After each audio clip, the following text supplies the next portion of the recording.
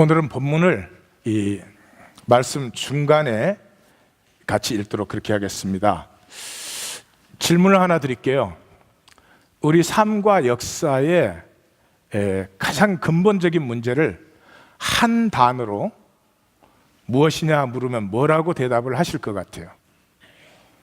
우리 삶과 역사의 가장 근본적인 문제를 한 단어로 얘기해라 그러면 뭐라고 대답할 것 같아요? 인생. 예? 인색. 인색. 내 얘기를 깜짝 놀라게. 예. 또요. 인색함. 예. 예? 믿음. 믿음이라 그러셨어요? 믿음이 문제군요. 믿음이 없는 게 문제다. 그런 뜻인가요? 예. 오해. 오해? 오해. 예, 형과 나 사이는 오해하는 사이야.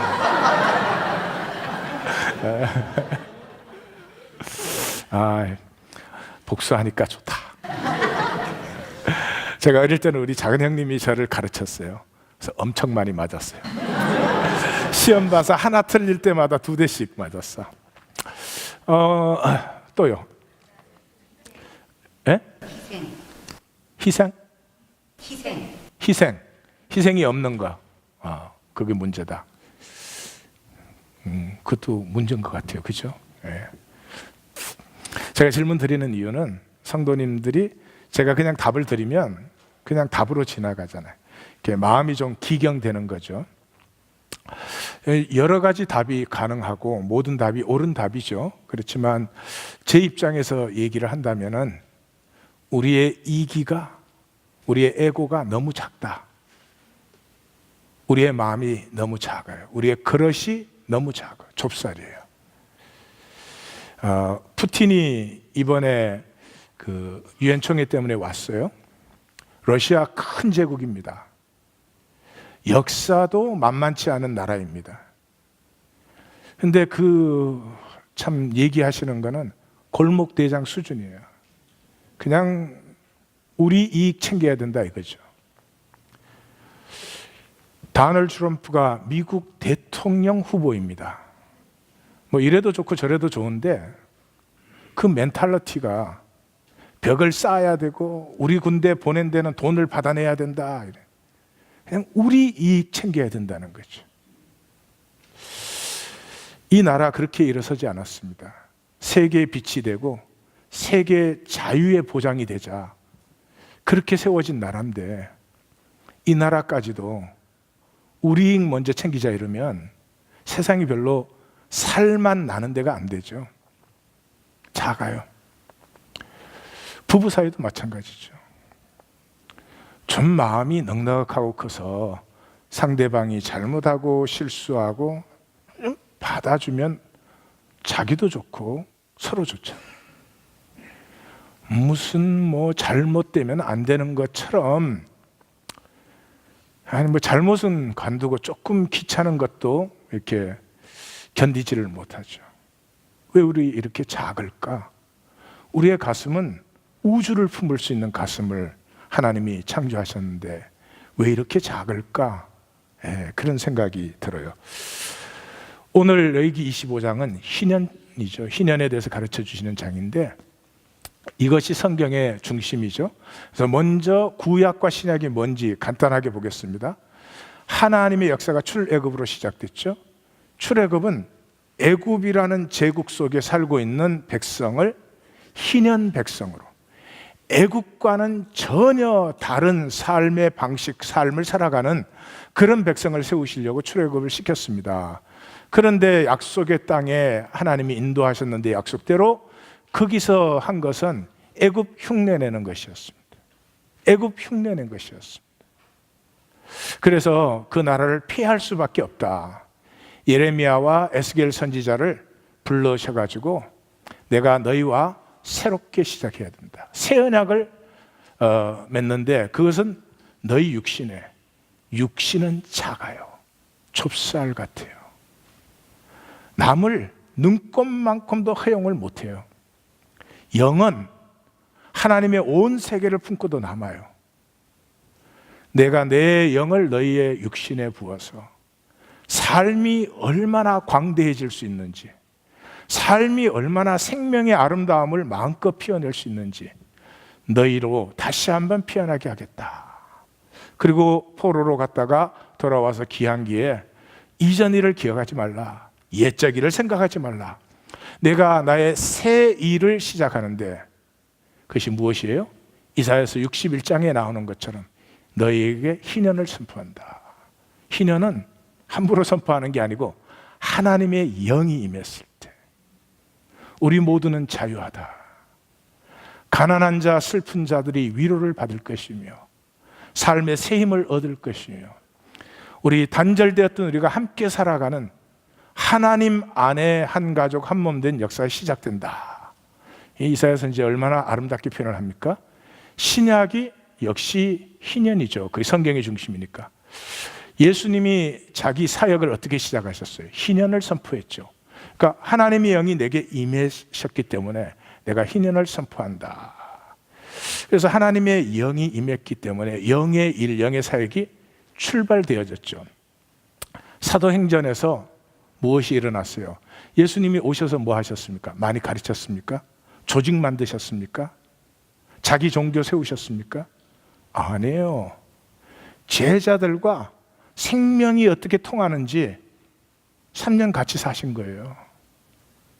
제자들 속에 그게 있었어요. 뭔지 몰랐죠. 오순절이 다가올 때 제자들은 기다렸을 것입니다. 그때 이 영의 사역이 싹 다 나왔습니다. 역사의 처음으로. 함께 살아가는 것이 경쟁하고 싸우고 대립하는 것보다 훨씬 복되고 풍성한 것이며, 계시록은 이것의 승리를 우리에게 보여주고 있어요. 역사 끝에 어느 것이 승리할 것 같아요?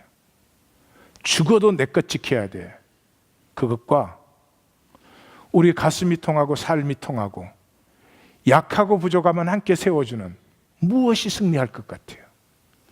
이 세상 속에서 전자가 승리하는 것처럼 보이죠. 승리 못해요. 왜냐 그러면 그렇게 해도 행복하지 않으니까. 행복하지 않은 삶은 승리하지 않아요. 억지로 이긴 척하지만 마음은 괴롭다고요. 생명이 하나님의 생명이기 때문에 그래요. 자, 오늘 본문 중에 하나를 읽습니다. 2절을 읽겠습니다. 다 같이 읽습니다.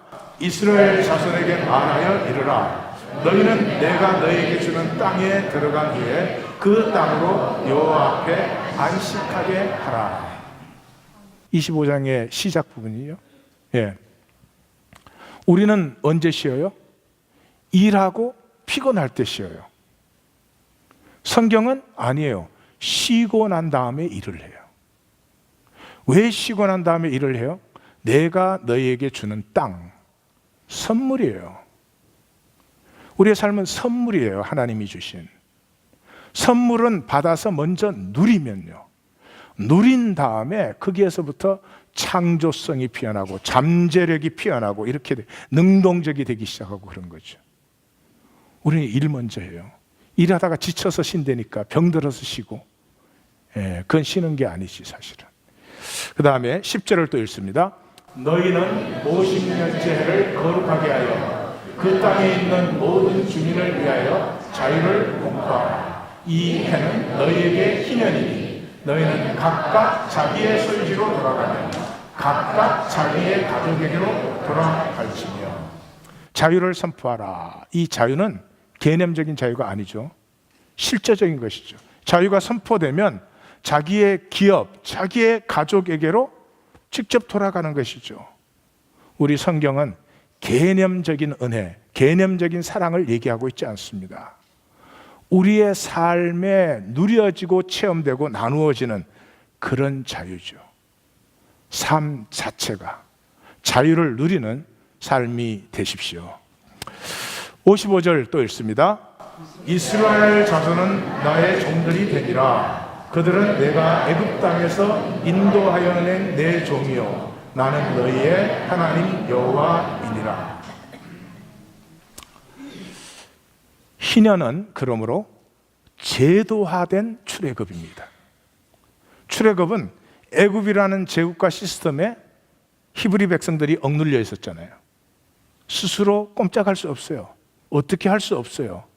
거기서 똑똑해도, 거기서 뭐 하나님을 잘 믿어도 그게 노예된 상태가 변화될 수 없어요.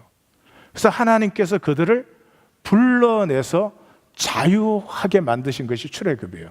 자유하면 나누어져요.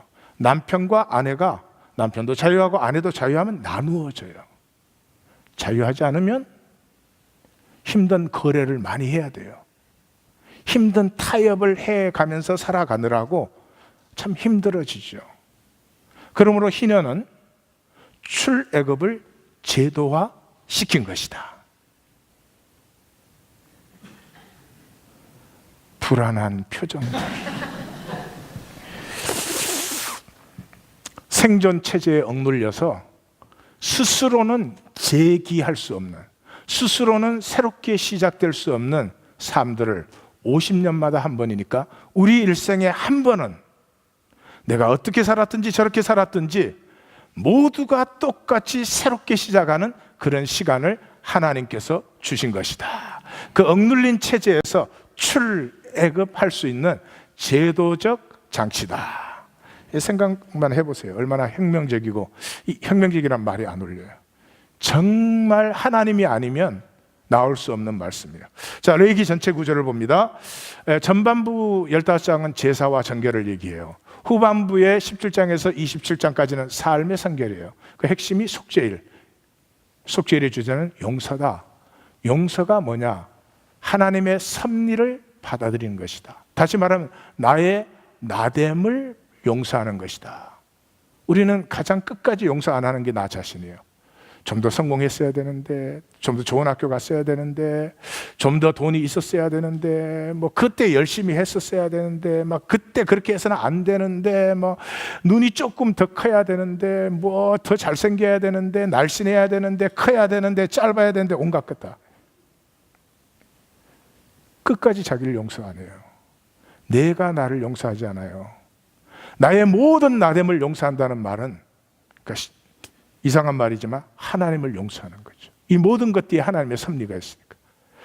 비로소 하나님의 섭리를 받아들여요. 그때 합력하여 선을 이루는 하나님의 역사가 나타나요. 네. 긴 설교도 섭리 중에 하나. 네. 그래서 용서만큼은 너희가 먼저 용서해야 하나님이 용서한다 그러잖아요. 내가 나를 받아들이기 전까지 하나님의 용서 무슨 소용이 있어요?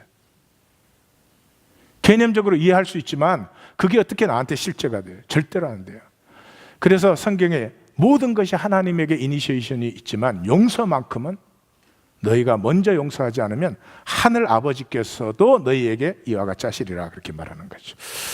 자, 그 이제 후반부, 지금 우리가 후반부를 하죠. 후반부의 첫 네 챕터는 가증한 풍속 따르지 말라는 거죠. 너희가 제사를 드릴 때는 반드시 성막에서 드리라. 그리고 절대로 피를 마시지 말아라. 혈기로 사는 삶은 생명의 유업을 누리지 못해. 생기로 살아야 돼요. 지금 우리는 혈기 세상 속에 있잖아요. 18장 성을 성결하게 지켜라. 19장 썩김을 경계하라. 뭐 믿지만 이렇게 세상 사는데 어떻게 해? 그러면 그 세상 속에 있는 거라고요. 그리고 이것을 지키지 않을 경우 필히 죽여라. 암세포 같은 것이에요. 암세포를 필히 없애야지. 뭐 암세포도 있는 거지. 그러면 암이지 뭐. 예. 어떻게 돼? 그 다음에 넉 장은 구별되게 살아라 하는 거죠. 제사장적 구별을 얘기하죠. 성물을 구별하라. 여호와께 드리는 것을 반드시 욕되게 하지 말아라. 흠이 있게 드리지 말아라. 그 다음에 절기적 구별. 너희의 인생은 이러한 절기를 따라서 자라나는 것이다. 마음대로 사는 것도 아니고요. 인간의 계획도 아니고요. 절기, 우리 생명의 절기를 통해서 우리의 생명은 유업자가 되고, 그래서 마지막 결론이 뭐예요? 너희의 삶은 성소적 삶이 되어라. 너희의 내면은 성소. 그 성소에서 피어나는 빛과 그 책임감, 그렇게 우리가 나누었죠. 그리고 오늘 이제 희년이 클라이맥스입니다. 성도의 꿈이에요. 왜? 하나님의 꿈이기 때문에. 그 다음에 이제 대단원이 있는 거죠. 그럼 오늘 25장으로 들어가 보겠습니다. 25장 간단하죠. 안식년을 처음에 말하여 희년을 말해요. 그 다음에는 희년의 세부 사항을 말합니다. 조금 읽어보시면 헷갈리는 부분들이 있기 때문에 같이 간단히 정리를 해보십시다. 1절에서 7절까지는 안식년을 얘기해요. 그 땅으로 안식하게 하라. 출애굽기에서는 뭐예요? 너희와 남녀종과 나귀와 자식과 나그네까지 쉬게 하라. 그러니까 땅이 쉬면 사람이 쉬는 거죠. 똑같은 얘기예요. 7째 해에 그 땅이 쉬어서 거둔 후에 자라난 것은 거두지 말아라. 그래서 6째 거둔 것이 있지만은 그 후에 자라난 것, 안식년에 자라난 것은 어떻게? 너희와 너희의 종들과 품꾼과 너희의 거류민과 가축과 덜짐승까지. 이건 뭐예요? 그 땅의 소유권 자체를, 땅 자체는 소유될 수가 없죠. 그래서 absurd, 정말 어리석은 개념이에요. 예, 어떻게 소유를 해요? 자, 우리 하나님 교회가 이 땅 샀잖아요. 이 땅 밑에는 다 우리 거예요? 이 땅 제일 끝에 가면 아르헨티나 나오나? 아르헨티나에도 우리 땅이 있네? 저 위로 다 우리 거예요? 그럼 저 위에 있는 갤럭시 우리 거겠네? absurd. 인간끼리의 얘기예요. 예? 예, 3일 예배 안 나오신 분은 모르겠지만 인간이 사는 세계는 언어의 세계입니다. 모든 생각과 삶은 언어 구조에 의해서 만들어져 있습니다. 그 언어를 가지고 이렇게 페이퍼에다 적어 놓는 거예요. 관리권이 여기에 있다는 거죠. 하나님 교회에. 이거 영원합니까? 없어지든 뭐 지진이 나든 홍수가 쓸든 그때까지 관리하는 거지. 소유가 어디 있어요? 소유가. 근데 이제 소유에 사로잡히면 사람이 미치기 시작해요. 남편 아내 관계도 그런 거 아니겠어요? 아내를 아내로 즐기면 되는데 내 소유가 내 생각대로 돼야 된다. 또 역설은 생각대로 되면 그때부터 재미가 없잖아. 이런 웃기는 거죠. 그래서 7년마다 어떻게 해요? 내가 선물로, 내가 너에게 준 땅에 들어가면 선물이잖아요. 선물은 누릴 줄 알면 되는 거지. 그거를 뭐 소유라고 붙들고 있으면은 무슨 재미가 있나요? 8절에서 12절은 이제 희년을 얘기하죠. 49년이 지난 후 속죄일. 성경 읽으면 여기 조금 헷갈리지만 지난 후 속죄일에 전국에서 쇼파, 그 뿔라파를 크게 불어서 50년째다. 그 땅의 모든 주민에게 자유를 공포하라. 말만 들어도 좀 멋있지 않아요? 자유를 공포하라. 표정은 그래도 멋있는 줄로 믿습니다. 옆에 분에게 자유를 공포합니다 한번 할까요? 네.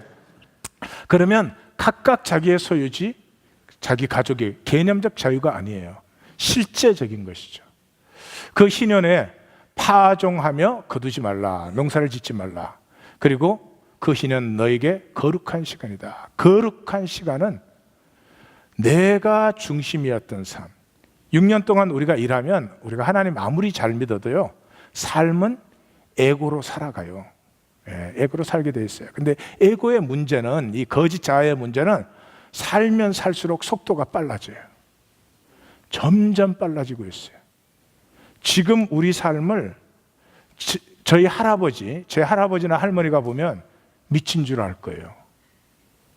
그렇다고 뭘 더 먹는 것도 아니고 뭘 더 입는 것도 아니고 그 돈 많이 들어가고 명품이라고 사오는 걸 보면 저게 미쳐도 저런 거 안 입을 것 같은데 그런 걸 막 사들이면서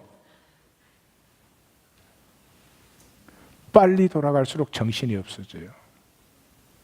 지금 인류는 거의 미친 단계예요. 정말이에요. 제정신이 아니에요. 자기도 자기가 누군지를 몰라요. 자기를 못 누리니 세상에 뭐를 누리겠어요? 왜 그래요? 희년 안 지켰어요.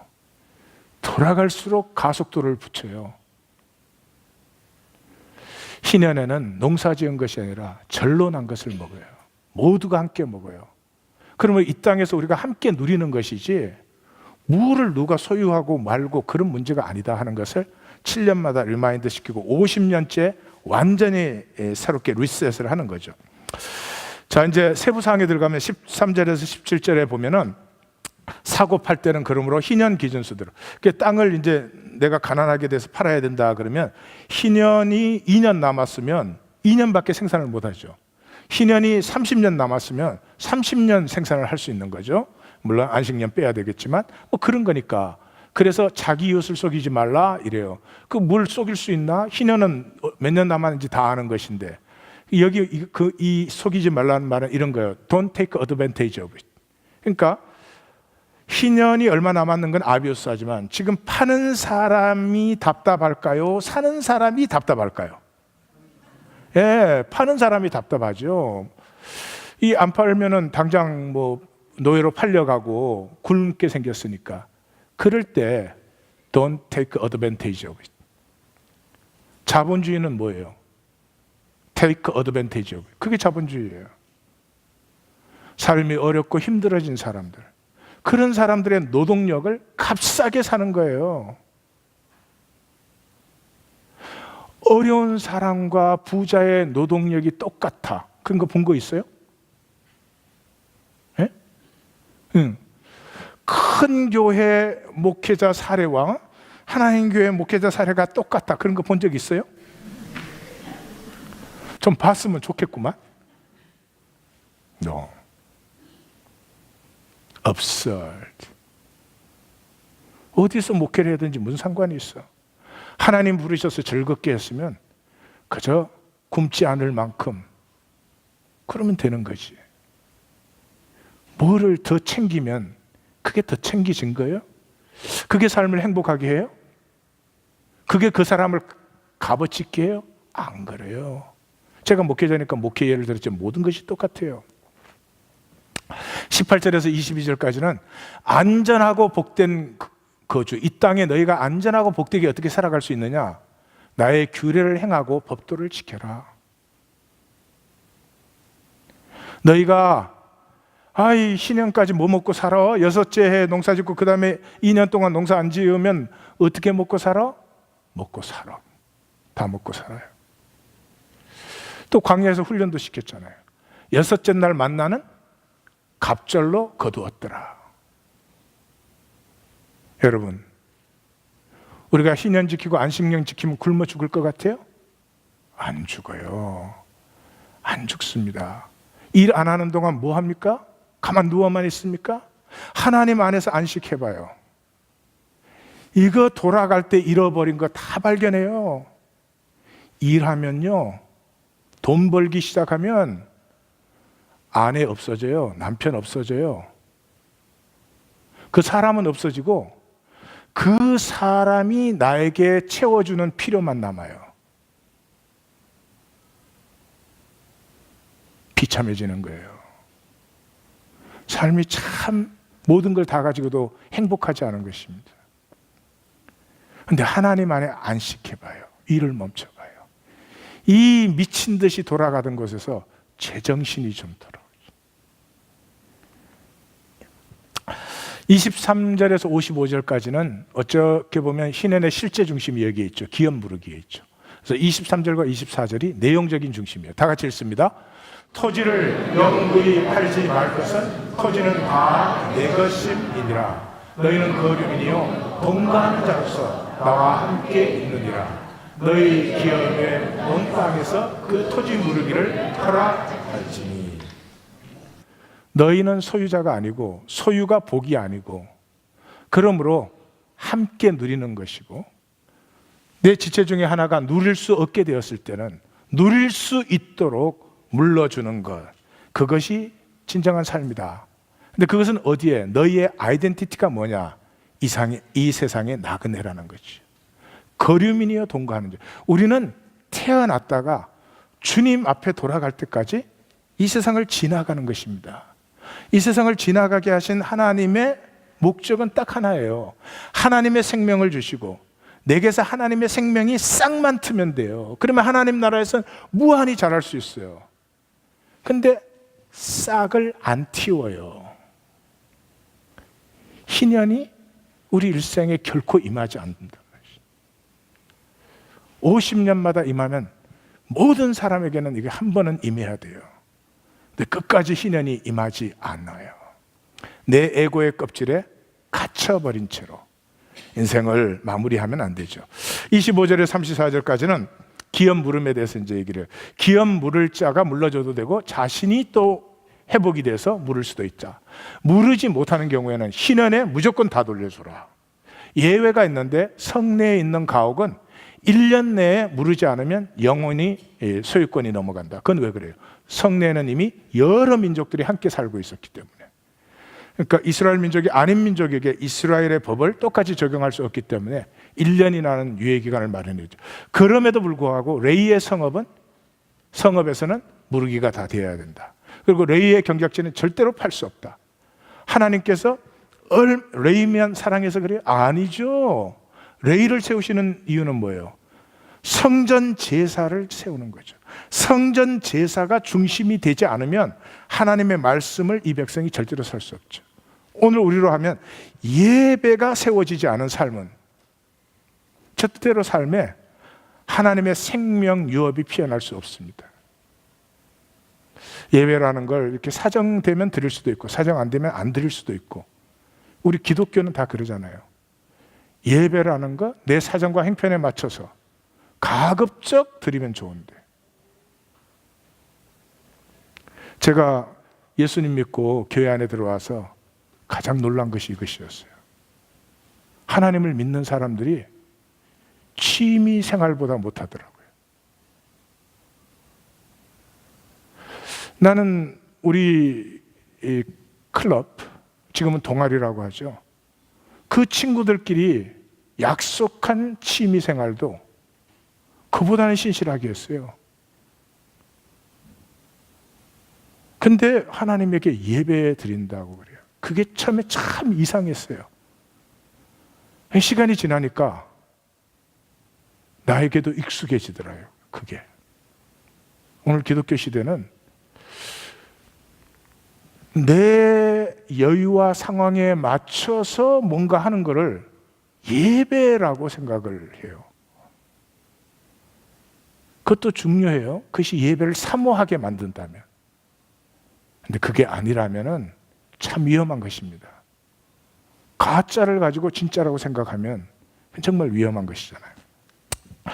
35절에 38절은 형제가 가난하면 그를 반드시 도와서 같이 살아야 된다. 이자를 받지 말아라. 이자라는 말이 네샤크입니다. 네샤크. 뱀에 물리다 하는 단어가 나사크입니다. 나사크에서 나온 단어입니다. 그러니까 이자를 무는 것은 뱀에 물리는 거나 마찬가지예요. 이 자본주의는 이자 받지 않으면 자본주의는 다 무너집니다. 왜 부자는 계속 부자가 되고 가난한 사람은 몸부림을 쳐도 그 자리를 못 벗어나죠? 이자 때문에 그렇습니다. 이자 때문에. 없는 사람은 집 한 채 사봐요. 한 가족이 함께 살고 삶을 가꾸어 나갈 집은 필요하잖아요. 렌트로 나가는 게 아까워서 집 한 채 사봐요. 이자가 몇 배가 나가죠. 참 재밌는 세상이에요. 그 이자 내가 만약에 10만 불 빌렸으면 그 1년에 무슨 한 2, 3천 불? 그 이해가 가지. 얼마 내나요 요즘 뱅크도? 예. 나사크. 그것이 합법적인 제도 속에 우리가 살아요. 어떻게 서로 사랑하겠어요? 어떻게 서로 나누겠어요? 우리의 마음에 없는 게 아니잖아요. 그리고 마지막에서는 형제가 내게 팔리면 절대 종으로 부리지 말아라. 함께 동거하고 희년에는 꼭 돌려보내라. 왜? 그들은 나의 종이다. 너희가 종으로 부려서는 안 된다. 엄하게 다루어도 안 된다. 너희는 하나님을 경외해라. 종이 필요하면 이방인 중에서 쓰지만 동족은 절대로 엄하게 다루어서는 안 된다. 형제가 이방인에게 팔리면 너희가 반드시 속량해 주어라. 너희 친족 중에 가장 가까운 자 고엘이 하고 안 되면 다음, 안 되면 다음. 그러거나 자신이 회복이 되어서 속량을 하면 반드시 속량을 하고, 이방인이 종으로 데리고 있을 때도 너희가 살펴서 절대로 음하게 못 부리게 해라. 하나님의 마음 느껴지세요?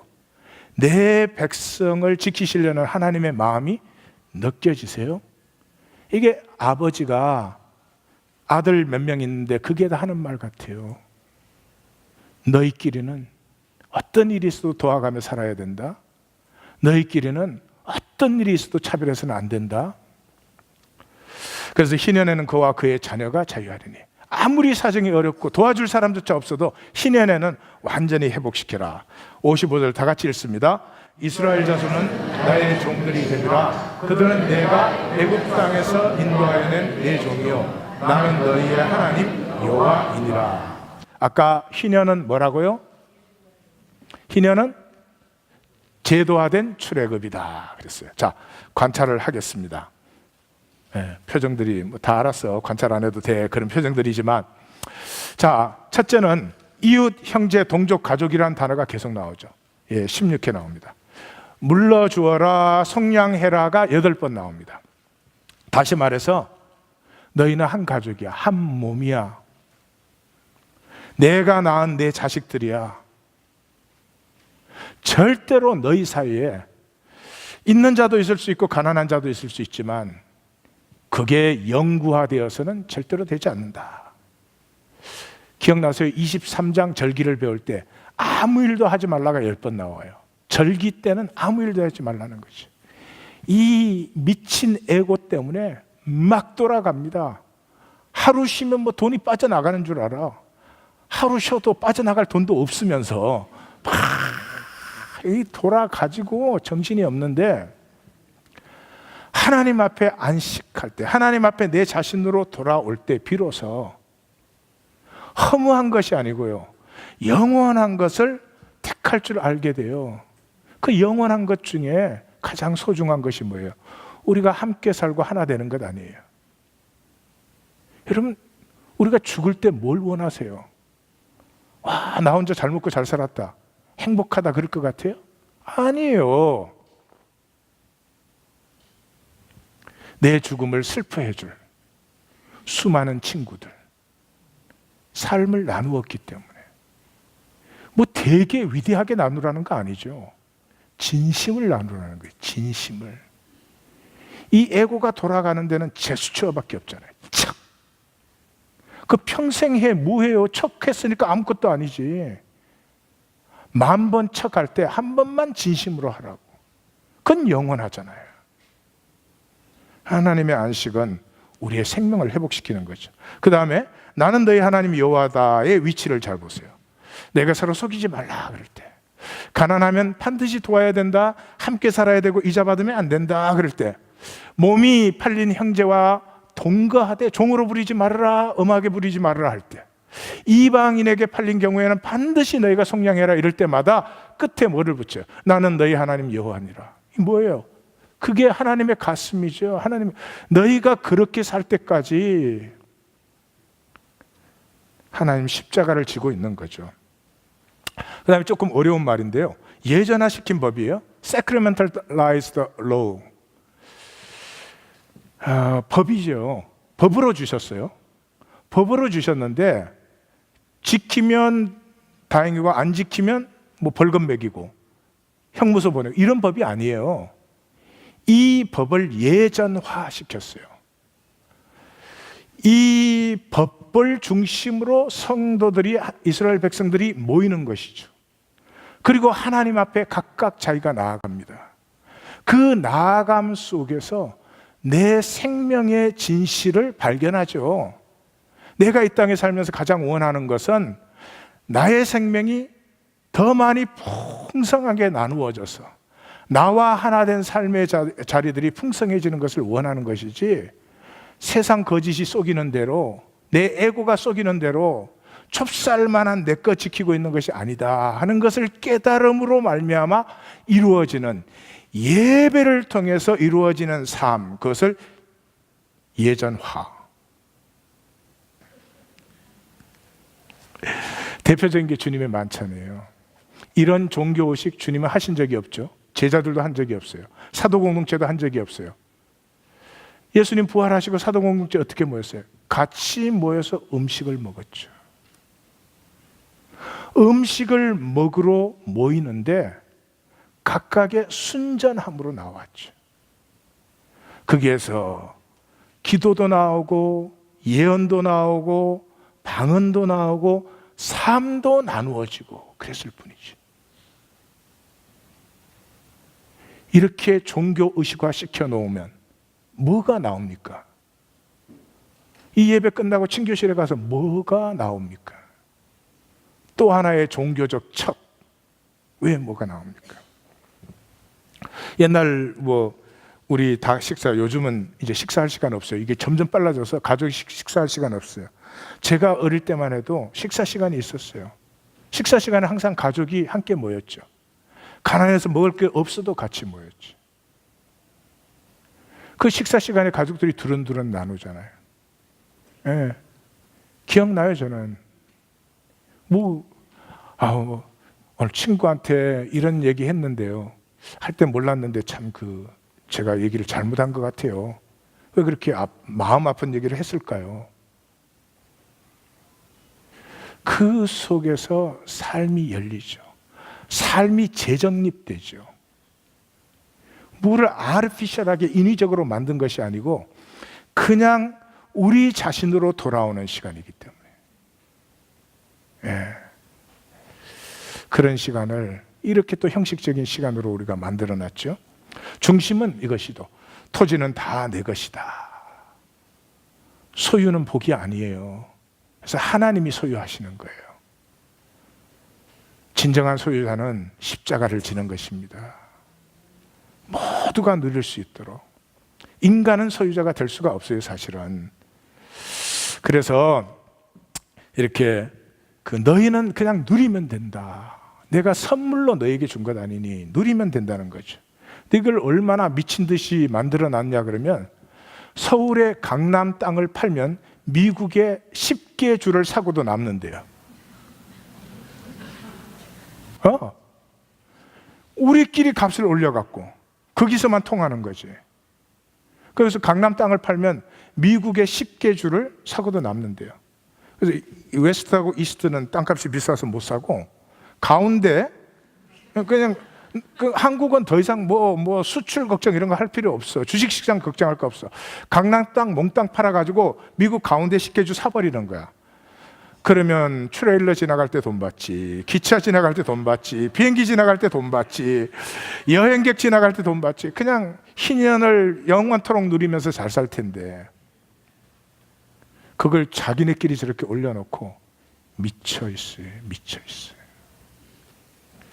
자, 중심교훈으로 들어갑니다. 아프고 억눌리고 무엇보다 가짜된 우리의 삶. 하나 빠졌다 정말. 어쩐지 좀 일찍 끝나는 것 같아서.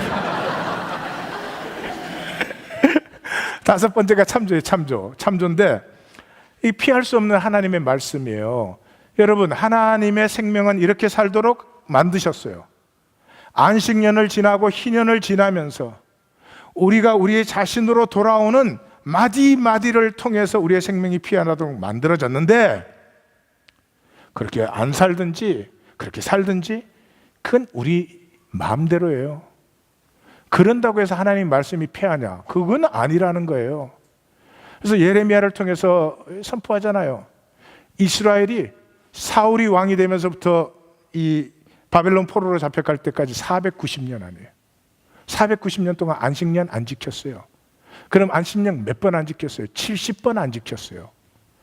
그래서 70년 동안 이 땅이 황폐하게 될 것이라 예레미야를 통해서 계속 선포하죠. 그리고 역대하 36장에 가면 같이 한번 읽을까요? 이에 토지가 황폐하여 땅이 안식년을 누린같이 안식하여 70년을 지냈으니 여호와께서 예레미야의 입으로 하신 말씀이 이루어졌다. 예. 우리가 지키든 안 지키든 하나님의 말씀은 없어지지 않습니다. 세워집니다. 자, 중심교훈에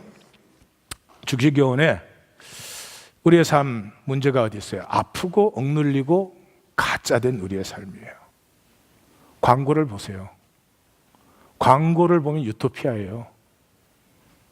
병 고치는 약 광고까지도 얼마나 아름다운지 몰라. 예? 그 칼이 광고를, 카피 잘 만들어요.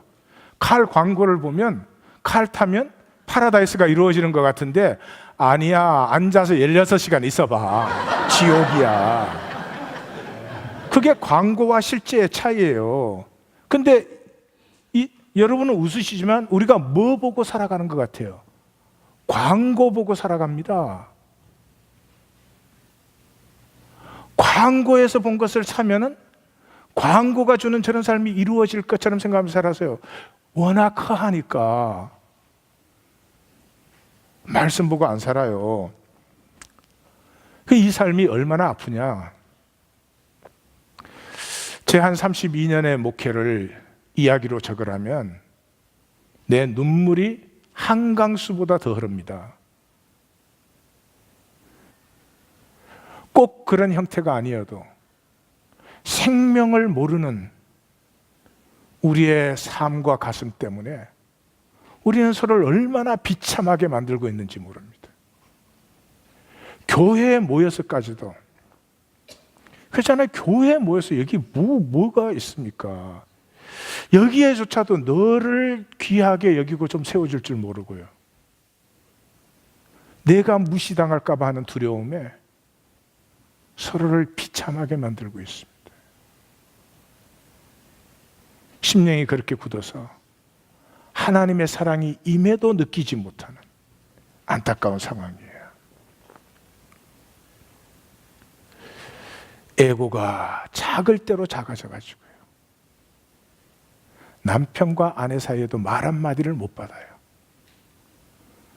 아무 말이나 해도 다 받을 수 있는 큰 가슴이 우리에게 있는데 가슴은 얼어붙어 버렸고 머리로 받으니 아무것도 아닌 말 한마디가 나를 자극해요. 힘들게 만들어요. 우리가 나쁘고 악하고 이런 문제가 아니에요. 견딜 수 없게 만드는 거죠. 이 희년의 핵심은 너희 가슴에 크고 아름다운 꿈을 심으라는 거예요. 너희가 어떤 삶을 사는지 잘 안다고 하나님은 말해요. 너희가 있는 세상의 삶이 너희를 어떻게 만들어가는지 나는 잘 안다는 거죠. 너를 탓하는 것도 아니고 너를 정죄하는 것도 아니고. 어디서부터 회복돼야 돼요? 가슴에서부터 회복돼야 돼요. 이 가슴에, 우리의 가슴은 무한 커요. 이 하나님 안에 온 지구의 백성이 하나 되는 이 조그마한 행성에서 뭐 그렇게 굶어 죽는 사람이 많아요? 뭐 그렇게 약을 못 써서 죽는 사람이 많아야 돼요? 뭐 그렇게 미사일까지 쏘아대면서 싸워야 돼요? 이 정신이 온전하고는 이룰 수 있는 일입니까? 이 모든 일의 출발은 하나님의 가슴, 하나님 안에 있는 꿈을 우리도 품기 시작하면서부터 하나님의 새 일이 우리 가운데 펼쳐지는 것입니다. 얼마나 좋습니까? 모두가 인생에 한 번쯤은 자기를 피워볼 수 있는 기회가 와야 됩니다. 50년마다 희년이면 우리 중에 대부분은 생애 한 번쯤은 전부가 새롭게 된 자리에서 나는 부모 잘못 만나서 공부도 제대로 못하고 어찌고 저찌고 했지만 나는 뭐 좋은 부모 만나서 조건 좋은데도 내가 뭐 엉터리로 살아갖고 이렇게 되었지만 뭐가 조건이 됐든지 이제까지 살아온 삶에 아픔과 안타까움을 품고 모두가 동등한 입장에서 다시 한번 게임을 시작하는 On your game. 잘 돼도 괜찮고 못 돼도 괜찮고 내가 한번 해볼 수 있었다. 그것이죠. 그 이상 무엇이 필요합니까? 꼭 남보다 이겨야 됩니까? 꼭 남보다 잘 돼야만 됩니까? 그건 병이 많이 든 것입니다. 예. 내가 한번 이기면 너도 한번 이기고 그 다음 내가 이기고 또 이기고 또 이기고 또 이기고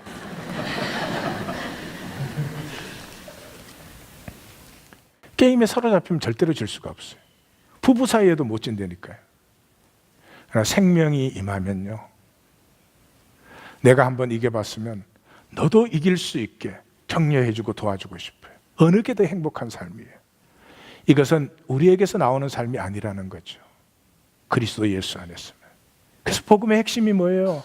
그러므로 이제 그리스도 예수 안에 있는 자에게는 결코 정죄함이 없나니 이는 그리스도 예수 안에 있는 생명의 성령의 법이 죄와 사망의 법이에요. 죄와 사망이 이 땅의 제국의 법이죠. 생명의 성령의 법이 뭐예요? 우리의 가슴의 법이죠. 그래서 너를 해방하였음이라. 왜 죽음이 예수님을 못 삼켰을까요? 왜 죽음은 예수님을 못 삼켰을까요? 죽음은 날름 다 삼키잖아요.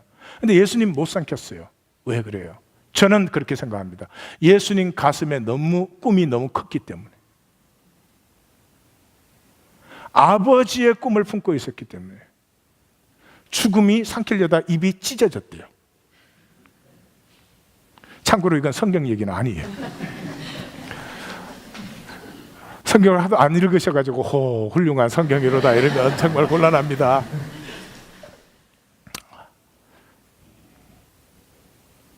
큰 가슴 교만할까요? 겸비하죠. 이웃의 부족한 거 뭐 당연한 거 아니겠어요? 그냥 모자라는 거, 약한 거. 큰 마음 애통하죠. 이 아픔의 자리마다 가슴 아프죠. 애통은커녕요 내 욕심에 사로잡혀가지고. 제가 질문 드릴게요. 우리는 이 큰 마음을 좋아할까요? 작은 마음을 좋아할까요? 네, 큰 마음으로 대답하신 분은 생각으로 신앙생활을 하고 있는 분이에요. 네, 작은 마음으로 대답하신 분은 실제를 뭔가 이제 느끼기 시작하시는 거예요. 작은 마음이에요. 큰 마음 나누어 주는 거예요. 지금 큰 마음으로 대답하신 분들 다음 주에 집문서 갖고 와서 사람들에게 나누어 줄 거죠? 예? You are you? No. 집 없어. 그냥 지갑 갖고 와. 지갑. 헤르메스 있다며? 궁정한 성도에게 좀 나누어 주세요. 나누어. 큰 마음이 무슨 마음이에요? 양보하고 손해보고 섬겨주는 마음이에요. 그거 할 때 행복한데 아무나 하는 게 아니에요. 큰 가슴이 열려있는 사람 좀 손해봐요. 인생이 손해볼까요? 인생은 더 유익해요. 작은 사람은 악착같이 이익을 챙기지. 인생은 완전히 손해를 봐. 나도 좀 이제 신세대 되고 싶어서요. 최후의 바람으로. 그래서 지난주에 그랬어요. 큰 이기가 참 사랑. 우린 다 이기적이에요. 우리가 이기적인 척 안 하는 건 진짜 웃기는 얘기고, 우린 다 이기적인데 작은 이기는 내 이익 하나 챙기는 거죠. 큰 이기는 우리 모두의 이익을 챙기는 거죠. 그것이 참 사랑이에요. 그거는 우리에게서 나오는 게 아니고 다시 한번 하나님을 품을 때, 하나님의 가슴을 품을 때, 하나님의 꿈을 품을 때. 언제까지 아멘 안 할까? 자, 그래서 그게 하나님의 영이 임하는 거예요. 하나님의 꿈이 임한다는 말이 하나님의 영과 꿈은 똑같죠. 그래서 구약의 총결론이 뭐예요? 너희에게 내 영이 임할 때, 내 꿈이 임할 때 비로소 너희는 생명이 무엇인지, 생명은 어떻게 사는 것인지, 어려움 속에서 어떻게 행복할 수 있는지, 결핍함 속에서 어떻게 더 사랑이 풍성해지는지 생명의 비밀을 너희는 만나게 될 거야. 제가 그림으로 한번 표현을 해봤어요. 그래서 모든 아픔이나 거짓은 작은 이기로부터 와요. 이기가 작으면 이렇게 진실을 받아들일 수가 없어요. 그래서 이렇게 우리의 생애가 이렇게 흘러가는데 옆에서 미혹의 바람이 불어와요. 저기 날려가는 건 하얗게 표현되어 있잖아요. 속이 빈 것들, 예배 드려, 봉사해. 근데 속에는 하나님의 꿈이 찬 게 아니고 허황한 자기 에고가 차 있는 거 다 날려가. 날려가. 옆에 한번 물어봐. 계속 가시오, 날려가시오. 인상들 싸나워지는 거 봐. 무서워. 그 다음에 이제 떨어지잖아요. 떨어지면 이게 시험인데, 심판 때의 시험인데, 작은 건 어둡고 다 떨어져요. 큰 것이 남아요. 우리가 커지는 게 아니에요. 하나님의 가슴을 품은 사람이에요. 제가 그림으로 저렇게 표현을 해봤어요. 희년의 결론은 뭡니까? 인생이 나그네 길이라는 거죠. 그래서 그 최희준 씨가 부른 찬송가 있잖아요. 누가복음 가사로 했는가? 인생은 나그네 길, 어디서 왔다가 어디로, 그런 성경 아니네. 성경 어디서 와서 어디로 간지 분명해요. 나그네 길이에요. 베드로전서 2장 11절 다 같이 읽습니다. 사랑하는 자들아, 어려움인가 나그네 같은 너희를 권하노니 영혼을 거슬려 싸우는 육체의 정력을 제어하라. 기억하십시오. 우린 나그네 길에 있습니다. 현상이라는 세계 속에 잠시 보냈다 잠시 떠납니다. 그 사이에 하나님의 생명 싹을 틔우려고 싹만 트면 돼요. 끝까지 내 껍질 지키고 있어서는 안 됩니다. 이 희년의 꿈을 가슴에 품어요. 이사야 선지자는 포로기에서 돌아온 이 귀한 기의 이사야는 그렇게 합니다. 주의 영이 내게 내리셨으니 희년을 선포하고 싶다. 예수님에게 주의 영이 임하셔서 희년이 선포됐잖아요. 오순절 성도들에게 영이 임했을 때 희년을 선포했잖아요. 우리가 서로에게 희년을 선포할 때까지 우리는 세상이 비할 데 없는 계시를 배우고 있습니다. 그러나 우리의 삶은 생명을 사는 것이 아니죠.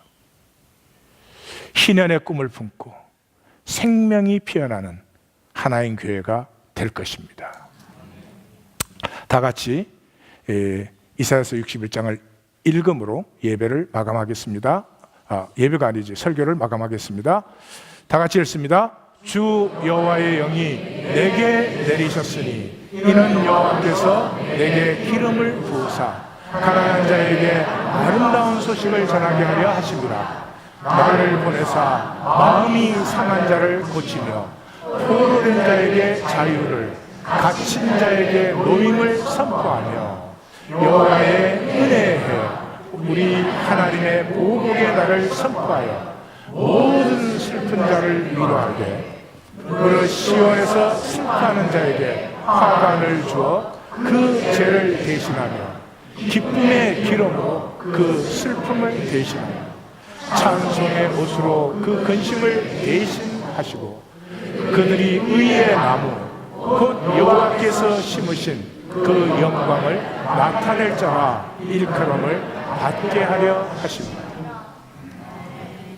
사랑하는 성도님들, 겉으로 다 I am fine 그러고 있지만 삶은 슬픕니다.